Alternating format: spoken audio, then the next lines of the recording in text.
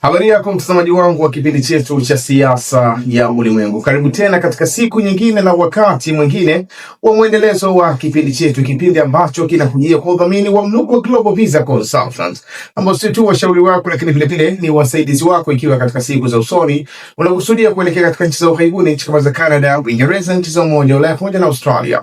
Unaweza kuwasiliana kupitia namba hizo chini ya tangazo kwa msaada, ushauri pamoja na mwongozo. Tukielekea katika usongozi wetu wa leo, bila shaka ni siku moja imepita toka nchi ya Israel ilipofanya mashambulizi katika sehemu ya South Bar. Ni sehemu actually ya machimbo ya gesi yanayopatikana katika sehemu ya ile ghuba ya Uajemi. Ni machimbo ya gesi ambayo yanamilikiwa hasa na nchi ya Iran, lakini ni machimbo ya gesi ambayo yanapakana na sehemu kubwa ya machimbo ya gesi ya nchi ya Qatar inayojulikana kama Ras Laffan Complex. Sasa mashambulizi yaliyofanywa na nchi ya Israel katika siku ya jana hasa ilikuwa inaonekana kwamba yalikuwa yanataka kuifanya Iran kwamba ifikie katika hatua ya kusarenda au kujisalimisha baada ya kuwa imetarget katika sehemu ya uzalishaji wake wa gesi. Na sehemu hii maana yake gesi inayozalishwa inatumika pia zaidi, inafanya matumizi mengi sana katika sehemu ya nchi ya Iran. Lakini hili maanake linaonekana kama ni sehemu ya kampeni ya nchi ya Marekani pamoja na nchi ya Iran walioanza nayo takriban siku kadhaa nyuma ya kushambulia katika sehemu za depots za mafuta kama kule katika upande wa Tehran, lakini vile vile kushambulia vile vile katika sehemu za uzalishaji wa nishati vile vile kama katika sehemu hii ya gesi. Pamoja na kwamba Rais Donald Trump kwa maelezo yake anasema yeye hakufahamu operation hiyo ambayo imefanywa na nchi ya Israel. Yeye hakufahamu wala nchi ya Qatar vile vile haikufahamu. Lakini retaliation au kile kilichofanywa na nchi ya Iran baada ya kufanyika hili, manake waliendelea kuishi katika ile tactics yao, katika mbinu yao inajulikana kama ile revenge tactics, ile mbinu ya kulipiza kisasi.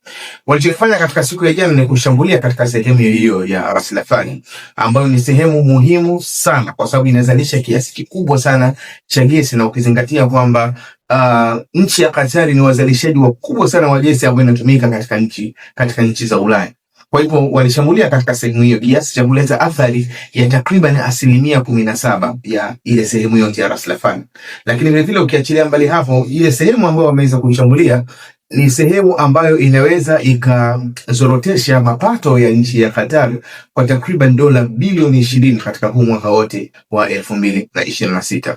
Ukiachilia mbali hapo, vile vile wameshambulia katika sehemu ya Jeddah, katika sehemu kama hizo za uzalishaji wa gesi, lakini vile vile wameshambulia katika upande wa Yanbu, katika sehemu ya Samref, ambayo nilisema Yanbu maana yake ni bomba la mafuta la nchi ya Saudi Arabia ambalo linatoa mafuta katika upande wa Red Sea au katika upande wa ile bahari nyekundu.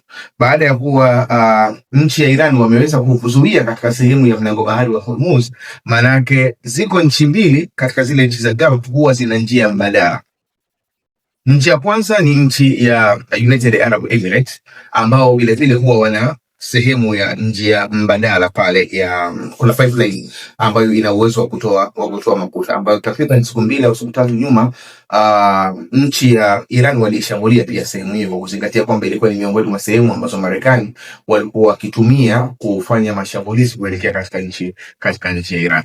Lakini vile vile katika nchi ya Saudi Arabia kuna hiyo pipeline ambayo inaitwa Yanbu pipeline ambayo huwa inatoa mafuta kutoka katika upande ule wa bahari nyekundu. Vile vile inaonekana kwamba wameshambulia katika upande huo. Hii ni kuonyesha kwamba Iran wanachokifanya ni kutengeneza mazingira kwamba isitoke mafuta namna yote wala isitoke gesi katika eneo la Mashariki ya Kati, kiasi ambacho ikiwezekana gharama katika soko la dunia ziweze kuongezeka ili kila mmoja aone gharama ya kuishambulia nchi ya Iran. Sasa kwa sababu ya mazingira kama haya yamepelekea pia leo katika soko la dunia hata zile bei za mafuta ni kama zimeongezeka. Maanake mafuta ni kama yanaelekea kufikia katika takriban dola 120 kwa pipa, kitu ambacho maanake kitakuwa ni ni gharama kubwa sana, na kwa staili hiyo, maanake kama jambo hili litaachwa linaweza likafikia katika 150 na kisha kuelekea katika 200 kama vile ilivyokuwa planned na nchi ya Iran. Sasa Rais Donald Trump licha ya kuja na kauli ya kuonyesha kwamba Marekani na Qatar hawakuwa wanafahamu kama Israel atashambulia katika sehemu ya Ras Laffan, lakini nchi ya Marekani imekuja na plani nyingine. Plani ya kwanza ni kuruhusu baadhi ya mafuta ambayo yalikuwa kama yamewekewa vikwazo, actually yale ambayo yalikuwa yameshaingia katika zile meli, tunasema tankers za kubebea mafuta za nchi ya Urusi, takriban kama lita milioni 130 ambazo zipo katika meli mbalimbali. Maana yake zile Marekani wamesema kwamba inatakiwa ziondolewe vikwazo.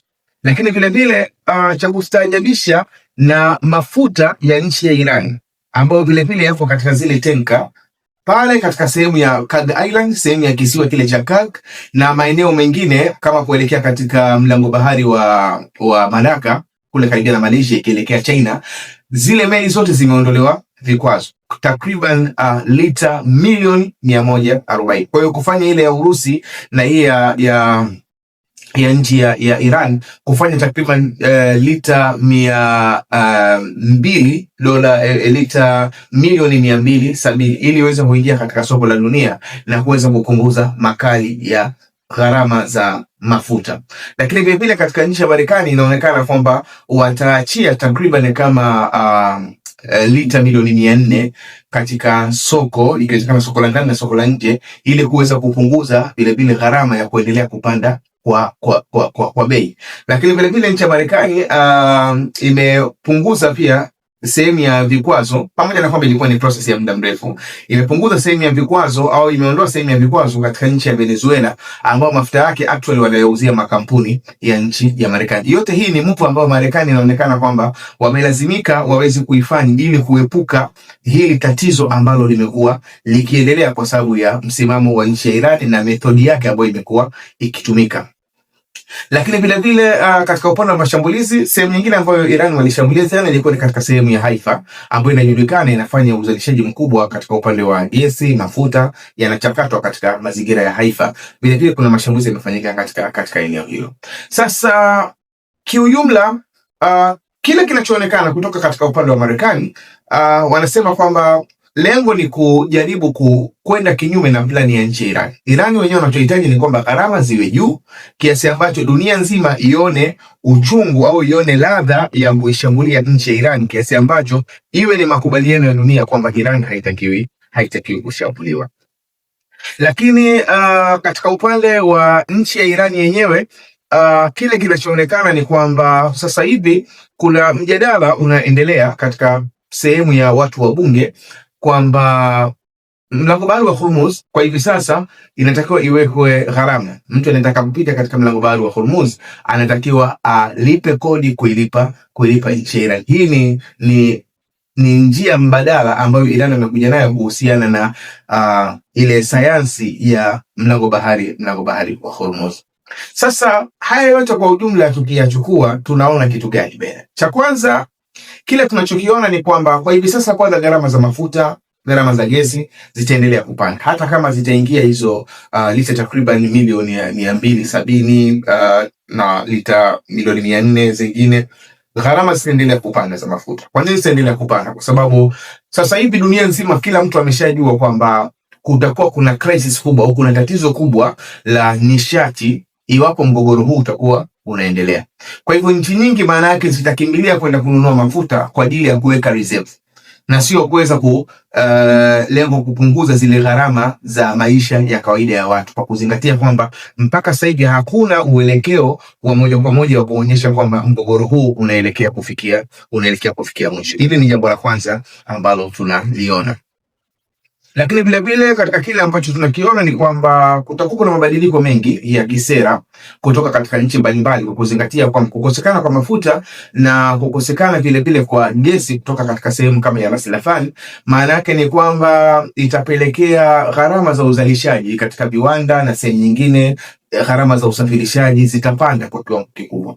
Kupanda kwa gharama za uzalishaji kwa kiwango kikubwa, maana yake kutapelekea tatizo la mfumuko wa bei, kwa maana ya kwamba vitu vitakuwa vinaongezeka. Sasa shida kubwa itakuwa katika nchi tofauti tofauti, namna gani wanaweza kukabiliana na swala la bei kuwa zinapanda. Njia huwa zinakuwa takriban kama mbili kulingana na mazingira tuliokuwa nayo.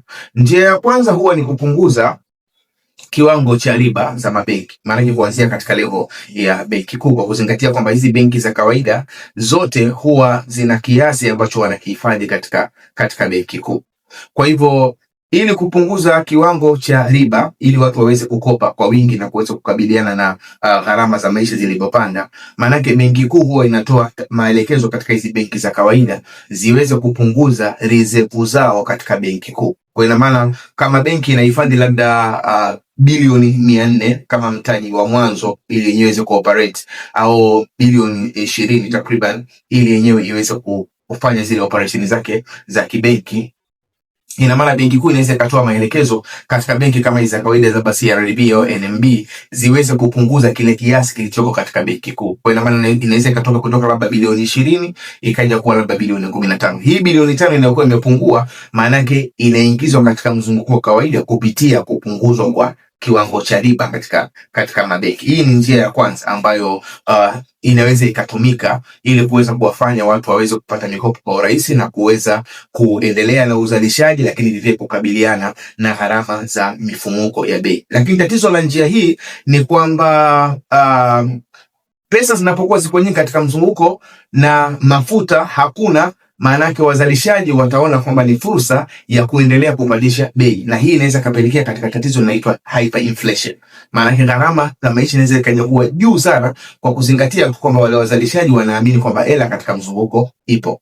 Lakini njia ya pili ni kwamba serikali inaweza ikatoa maelekezo katika benki ya kawaida, maanake benki kuu ikatoa maelekezo katika benki hizi za kawaida kwamba kama mlikuwa mna kiasi cha pesa mmekeka katika reserve kule kwenye benki kuu kama dola milioni labda dola takriban bilioni 20 ipo kule, inaweza ikatoa maelekezo kwamba kiasi kile kiongezwe kutoka bilioni 20 kwenda labda katika bilioni 25 kwa mfano. Ina maana ikiongezeka kufikia bilioni 25, maana yake patakuwa kuna ziada ya dola takriban 5,000 au takriban bilioni 5, kwa maana kwamba itakuwa kuna ongezeko la takriban shilingi bilioni 5 katika zile reserve zao kwenye benki kuu. Hili linapelekea maana yake katika mzunguko wa chini wa benki kuna kiasi cha pesa kinakuwa kimepungua. Kiasi hiki cha pesa kinachokuwa kimepungua, ili benki iendelee kufanya kazi vizuri, inachokifanya na yenyewe ni kuongeza kiasi cha riba ili kupunguza uwezo wa watu kukopa. Kwa hivyo tekniki hii huwa inasaidia kidogo kupambana na mifumuko ya bei, kwa sababu watu wale wazalishaji watakuwa wanafahamu kwamba katika mzunguko wa kawaida pesa hakuna. Kwa hiyo maana hata kama kuna pesa, kuna gharama zitapandishwa katika uzalishaji, itakuwa ni gharama ya kiwango fulani. Lakini shida yake kubwa njia hii, maana yake inaweza kapelekea kwamba uchumi ukawa umedorora. Lakini njia ya kati kwa kati, maana yake ni kwamba serikali inaweza ikabaki katika mazingira haya yalipo sasa hivi ili kuweza kujaribu kupambana na situation jinsi ilivyo au mazingira jinsi yalivyo, ili kama kuna mabadiliko ya namna yote, labda kuongezeka kwa kiwango cha pesa katika mzunguko wa kawaida, maana kifanyike katika wakati wa mbele, wakati serikali zinaangalia namna gani inaweza kupambana kulingana na mazingira jinsi ilivyo. Kwa hiyo tunachokiona kwamba kulingana na mazingira yanayotokea katika eneo la Mashariki ya Kati, mashambulizi yalifanyika katika sehemu kama ya Ras Laffan na sehemu kama ya Southbar, na mashambulizi ambayo Iran wameyafanya vivi katika maeneo mengine ya Saudi Arabia, pamoja na katika sehemu za kule Israel, sehemu ya United Arab Emirates. Maana yake inaashiria wazi kabisa kwamba kutakuwa na mabadiliko ya kisera au sera za uchumi katika nchi mbalimbali, kama hivi nilivyojaribu kueleza kwa uchache.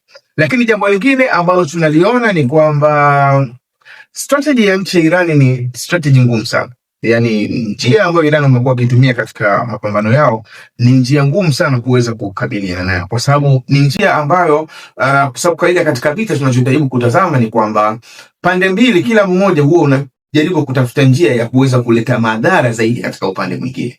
Lakini kile kinachoonekana ni kwamba Iran hawahitaji kutoa fursa hata ya hatua moja kwa Marekani au kwa Israel aweze kuleta madhara bila wao kuweza kulipiza kisasi. Na hii ni njia ambayo ndio njia pekee inaweza ikawafanya Iran wakaweza kusurvive kwa muda mrefu, kwa kuzingatia kwamba Israel katika mifumo yake ya upiganaji mara nyingi huwa wanategemea katika mfumo tunasema ni escalation dominance, kwa maana ya kwamba wanahakikisha kama ni mashambulizi, ukiwashambulia kwa silaha moja au kwa bomu moja, mabomu mawili, wao wanaweza kushambulia kwa mabomu 100. Na tekniki hii ndio inaonekana kwamba Iran na wenyewe wanaifanya, kwamba wanaposhambuliwa na nchi ya Iran na nchi ya Israel au na nchi ya Marekani kwa mabomu 30, basi wao wanahakikisha wanaishambulia katika zile center muhimu kwa mabomu 60 mpaka mabomu 70, ili kuto kuruhusu ile escalation dominance, kwa sababu ni moja katika techniques muhimu ambayo inaweza ikafanya Marekani na Israel wakaweza kuidominate ile vita. Hii ni miongoni mwa njia ambazo tumekuwa tukiziona kwamba zinapelekea mpaka hivi sasa kwamba Marekani kuona kwamba inapaswa iweze kuiondolea vikwazo nchi ya Iran katika kipindi cha vita, kuiondolea vikwazo mafuta ya nchi ya Iran ili yaweze kuingia katika soko la dunia. Maana yake hii ni kuonyesha ni moja katika mafanikio ya ile njia ambayo Iran wamekuwa wakiitumia.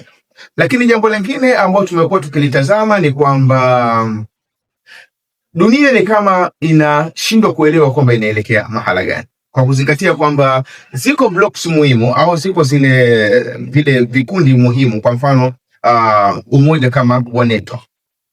Kadri siku inavyozidi kwenda, kile kinachoashiriwa wazi ni kwamba Marekani na NATO wanapoelekea mbele, tunahisi kwamba NATO haiwezi kusurvive. Yani kwa hali ya kawaida kile kinachoonekana ni kwamba NATO haiwezi kusurvive kwa sababu viongozi wa Ulaya kile wanachokiona au wameendelea kuonyesha wazi kwamba wenyewe hawakubaliani na vita ambayo Marekani anaipigana. Hii ni vita ya kuchagua. Marekani ndio ameamua kuchagua kupigana, na alipoamua kuchagua hivi hakumshirikisha mtu yote, kushirikisha nchi za Gulf. Na ndio maana nchi za Gulf licha ya kuona hatari ya nje ya Iran, lakini zimeamua kukaa kati kwa kati kwa kuhofia kwamba vita hii au kwa kuzingatia kwamba vita hii Marekani na Israel hawakuwashirikisha katika mpango wao. Lakini vile vile nchi za Ulaya kama leo walikuwa na kikao na waziri mkuu wa nchi ya Spain Pedro Sanchez amezungumza sema wazi kwamba lazima ifikie hatua tuzungumze kwamba vita hii ambayo Marekani ameamua kupigana na nchi ya Iran ni vita ambayo haikubaliki. Ni vita ambayo haikubaliki kwa kuzingatia kwamba ni vita ambayo haijachunga maslahi ya dunia. Kama leo hii manake sehemu kama mlango bahari wa Hormuz imefungwa, gharama za mafuta zimekuwa zinapanda, gharama za uzalishaji zimekuwa zinapanda. Hizi hasara zote nani anazibeba? Na ni kwa mpango upi mtu anakuja kuzibeba? Pamoja na kwamba ukimsikiliza mtu kama Mark Rutte ambaye ni katibu mkuu wa NATO, anachozungumza, kwa sababu msimamo wake mara nyingi huwa ni kuamini kwamba NATO haiwezi kusurvive bila Marekani. Ndio msimamo wa muda mrefu wa Mark Rutte. Kwa hivyo mazungumzo yake ukasikiliza, anajaribu kuzungumza kwamba mashambulizi ya Marekani, mashambulizi ya Israel ni mashambulizi ambayo yamesaidia kupunguza uwezo wa nchi ya Iran na vitu kama hivyo. Lakini ukiangalia kiujumla ni kwamba viongozi wa Ulaya wenyewe ni kama vile wako stranded. Ukimsikiza Emmanuel Macron, yeye hakubaliani na hilo. Ukimsikiza Keir Starmer yule wa Uingereza, yeye anajaribu kuonyesha kwamba kwa sasa hivi katika nchi kama ya Uingereza, jambo la mbele ilisema ile priority, pendeleo lao kwa hivi sasa ni kuangalia namna gani wataweza kushinda gharama za maisha za wananchi kuliko kuingia katika migogoro mingi. Pamoja na kwamba ametoa sehemu ile ya Akrotiri, ya bezi ya Akrotiri kule sehemu ya Cyprus iweze kutumiwa na nchi ya Marekani. Sasa ukiangalia haya yote unaweza ukajiuliza kwamba ni nani mpaka sasa hivi ambaye anaonekana kwamba mizani yake imekuwa ina faida. Bado tunaona kwamba mizani ya nchi ya Iran bado imekuwa ina faida. Imekuwa ina faida kubwa kwa kuzingatia mazingira mengi. Pamoja na pressure ile ambayo inatoka katika nchi ya Marekani, inatoka katika nchi ya Israel, lakini kwa kuzingatia mambo mengi. Kwamba sasa hivi nchi kama ya Marekani inalazimika iweze kushape baadhi ya mambo kwa sababu ya kuchelea madhara ambayo yanasababishwa na nchi ya Iran. Hii ni moja katika faida kubwa, kwamba hivi sasa Marekani kama hivi anaruhusu takriban mafuta lita milioni 140 ambayo kulingana na gharama za mafuta zilipopanda sasa hivi, maana yake nchi ya Iran inaweza kwenda kupata faida ya takriban dola bilioni 100, ambayo ni huge amount of cash. Ni kiasi kikubwa sana cha pesa wanakwenda kukipata katika kipindi ambacho wameandamwa na mashambulizi ya nchi ya Marekani, lakini Marekani imefungua huo mlango. Hii ni kuonyesha kwamba njia ambayo Iran wamekuwa wakiitumia imekuwa ikileta madhara makubwa kiasi ambacho ili kupatikana solution, basi inabidi na wao kile walichokuwa nacho kiruhusiwe kuingia katika soko la dunia, hata kama kilikuwa hakitakiwi kuingia katika soko la dunia. Hili ni jambo la kwanza ambalo tumekuwa tukiliona. Lakini jambo lingine ambalo tumekuwa tukiliona kiasi cha kusema kwamba bado mizani inakuwa ina faida kwa kiwango fulani katika nchi ya Iran ni kwa kuzingatia kwamba plani ya nchi ya Iran bado inaonekana kwamba ni plani ya muda mrefu, ni plani ambayo haijalishi chochote. Yani haijali chochote katika pressure ambayo inatoka katika nchi ya Marekani. Na ndio maana hata katika mpango ambao Marekani anakuja nao hivi sasa wa kukusudia kuingia katika sehemu ya Kag Island, katika kisiwa kile cha Kag, inaonyesha wazi kabisa kwamba madhara yatakuwa makubwa sana kwa nchi ya Marekani. Yani wakiingia wale wanajeshi wa Navy kuingia katika sehemu ya kisiwa kile cha Kag, madhara yatakuwa makubwa sana. Kama hivi inaonekana tu leo kwamba Israel wameshambulia katika sehemu ya South Bar. Kilichotokea ni kwamba Iran wameenda kushambulia katika sehemu ya Ras Lafin, wameenda kushambulia katika upande wa Yanbi, wameenda kushambulia Jeddah, wameenda kushambulia Israel, wameenda kushambulia sehemu bila kujali, bila kuhofia chochote, kiasi ambacho kwa Donald Trump imebidi aseme kwamba sisi tulikuwa hatujui. Maana yake ni kwamba pale watakapoamua kuingia katika kisiwa cha Kag, nchi ya Marekani, Iran wanaweza wakashambulia sehemu zao wenyewe za uzalishaji, za usambazaji wa mafuta. Na hili ni jambo ambalo walizungumza wazi. Wamesema kwamba iwapo Marekani watakusudia kuingia katika kisiwa cha Kag, basi kisiwa chote kitajaa damu zao. Maana yake ni nini? Maana yake ni kwamba hapatakuwa na uzito wao kushambulia katika zile sehemu zao za bila miundombinu ya uzalishaji gesi. Midhali kwamba wanaamini kwamba Marekani wako katika sehemu hiyo. Kwa hiyo ni moja au wanatumia njia ambazo ni ngumu kiasi ambacho namna ya kupambana nazo inabidi busara kubwa itumike kuliko kutumia nguvu.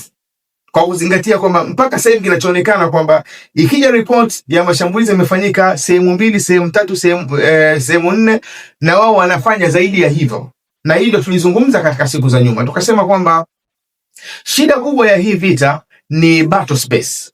Ni zile sehemu za kupigania. Marekani na Israel wamechagua Irani ndio uwanja wao wa kupigania. Kwa maana kwamba mashambulizi yao yote yatafocus katika sehemu moja ya Iran. Lakini Iran yeye battle space yake au ule uwanja wake wa kupigana amechagua uwanja mkubwa, unakusanya sehemu ya Qatar, unakusanya sehemu ya Bahrain, unakusanya sehemu ya Kuwait, Saudi Arabia, unakwenda mpaka sehemu za Iraq, unakwenda mpaka Jordan, unakwenda mpaka Israel. Huo wote ni uwanja wake wa kupigana. Kwa hivyo ina maana unaposhambulia katika sehemu 2, 3, 4, yeye anakuwa na sehemu 10, sehemu mpaka 20 za kuweza kushambulia, jambo ambalo madhara yake yanakuwa ni makubwa. Na hasa kwa hivi sasa tunachokiona ni kwamba tumekwenda katika stage ambayo madhara makubwa yanakwenda katika upande wa uchumi, jambo ambalo bila shaka Marekani hatujui watakuja na plani gani zaidi ya hii ambayo wamekuja nayo, lakini kile ambacho tutakiona kwamba kwa kadri mgogoro unavyozidi kwenda, inawezekana sio tu hizi lita milioni 140, bali vile vile tunategemea kwamba inawezekana hata ule uzalishaji wa kawaida wa nchi ya Iran kukaruhusiwa uweze kufanyika, kwa kuzingatia deficit au ile uchache wa mafuta ambayo unaendelea kuwepo duniani, kwa sababu hizi lita takriban milioni 270 ukichukua zile milioni 130 za Urusi na milioni 140 za nchi ya Iran zinaweza zikasaidia mahitaji ya dunia kwa takriban kama wiki 2, wiki 3. Zaidi ya hapo, maana yake tatizo linabaki na pale pale, jambo ambalo bila shaka ni jambo la hatari sana. Lakini vile vile kubwa kuliko yote katika yale ambayo tunaona kwamba Iran wanakuwa wana mzani mkubwa ni sharti waliloliweka kwamba mtu yote anayetaka kuingia katika mlango bahari wa Hormuz, kuingia katika sehemu ya Persian Gulf au ile ghuba ya Uajemi, ni lazima afanye biashara kwa kutumia pesa ya nchi ya China. Maana yake ni kwamba wanalazimisha, lazima pesa ya China hivi sasa itakiwe duniani. Na hii maana yake ni kuenda kuligawanya Baraza la Usalama la Umoja wa Mataifa, ambalo linakusanya nchi ya China na nchi ya Marekani. Marekani wanakwenda kuligawanya kwamba kuna upande ambao unasupport nchi ya Iran na kuna upande ambao unapinga nchi ya Iran. Hilo ni jambo la kwanza, lakini vile vile ile global dominance, ile ukubwa wa nchi ya Marekani katika dunia, hasa unabebwa na matumizi ya dola. Marekani inawekea watu vikwazo hasa kwa kutumia dola, pamoja na kwamba sehemu zile kama za jeshi, kwa sababu ikizingatia ina bezi nyingi takriban kama 750 mpaka 800 dunia nzima, sehemu zile za jeshi huwa zinasaidia kufanya vile vikwazo viweze kutekelezeka. Lakini msingi wa kwanza ni kwa kuzingatia kwamba miamala mingi ya kimataifa inafanyika kwa kutumia dola. Kwa hivyo mpango wa Iran wa kulazimisha kwamba mafuta yanunuliwe kutoka eneo la Mashariki ya Kati bila kutumia dola, kwa maana yuani iweze kutumika, maana yake ni kuleta madhara makubwa katika mfumo wa uchumi wa Marekani na ukubwa wake. Na ndio maana Marekani kile kinachoonekana ni kwamba italazimika itumie nguvu kwa kadri itakapowezekana ili kuhakikisha kwamba wanastopisha huu mpango wa nchi ya Iran. Lakini jambo hilo bila shaka tunaona litakuwa ni jambo gumu sana, kwa kuzingatia muundo wa vita ambao Iran wamekuja nao, kwamba kwanza ni kuhakikisha kwamba eneo lote la Mashariki ya Kati kwanza pasiwe na base ya Marekani, na hata kama watakusudia kujenga base nyingine vile pia itakuwa ishambuliwe. Ndio maana kila siku kumekuwa wanashambuliwa katika nchi kama ya Qatar, inashambuliwa sehemu kama za Bahrain ambao kuna ile 50 Fleet Base, ile base ya wanamaji wale wanajeshi wa maji wa Marekani, kushambuliwa sehemu kama za Saudi Arabia. Kila sehemu ambayo kuna base ya Marekani, mashambulizi yamekuwa yakirudiwa tena na tena. Kila sehemu ambapo kuna balozi zimekuwa zikishambuliwa tena na tena ili kuhakikisha kwamba isiwepo kabisa katika eneo la Mashariki ya Kati. Kwa hiyo ni mgogoro ambao bado tunauona kwamba utakuwa na muda mrefu mbele. Ni mgogoro ambao madhara yake ya kiuchumi yanaonekana kwamba yataendelea kuwa makubwa. Ni mgogoro ambao bila shaka utakuja kutoa mgawanyiko mkubwa sana katika mwenendo wa dunia. Kwa hiyo bado tuna muda wa kuendelea kulifuatilia jambo hili, tukitaraji kwamba huenda katika muda ujao tukapata taswira iliyoko bora zaidi hii ambayo tumekuletea. Jina langu naitwa Maulidi Ali Mnukwa. Nikuombe uendelee kufuatilia vipindi vyetu, na nikuombe usahau kusubscribe, kule share pamoja na comment. Uwe na muda mwema.